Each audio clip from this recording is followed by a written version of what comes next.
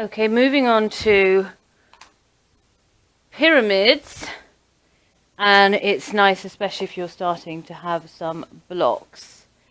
So let's step the right foot kind of between the blocks. And the moment you step the right foot forward, you feel that the right hip comes forward too. We need to try and pull that hip back in line with the left hip.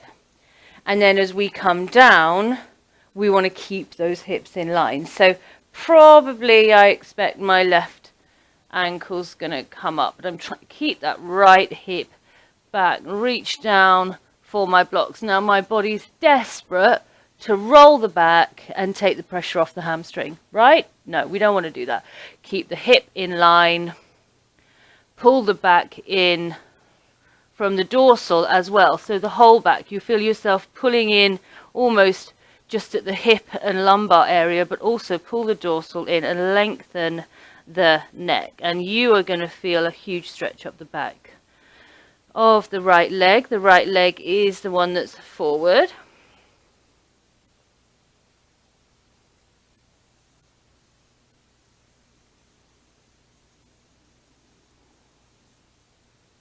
And what we can also do is with the feet together, you go over obviously and do that on your left hand side. Let's just do it. Oh, I'm shortchanging you.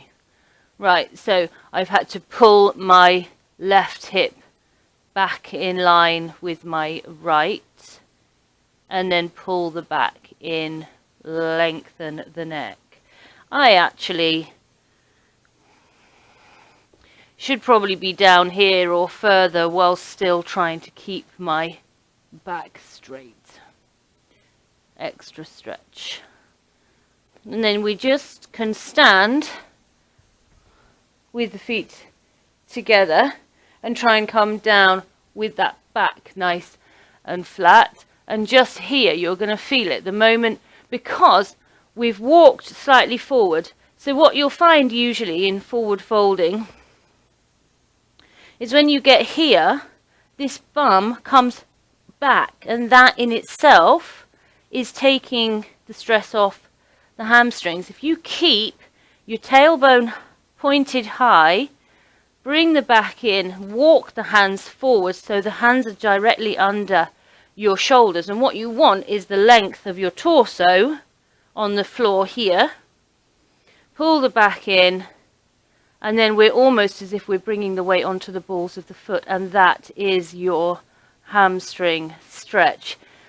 I was told in class to be doing this, in fact, but up against a wall, holding my face, doing this, but with my heels up against the wall, so that I was in a real direct vertical line here, because I was up against the wall. And if he came into class and I wasn't doing that, he would look very disapprovingly at me, which was quite funny. Okay, so I personally can come down here, and I should really be able to come down here and still keep my back. It's almost a feeling of concave in your back. Okay, when you come out, do this. Slight bend in the knees, and just come up with a flat back. There really is no need to go rolling the back up. In fact, if you think about the fact that most people who have experienced a slip disc, they would have done it when they were leaning forward, reaching for something, and that, because the discs almost invariably pop outwards towards the skin.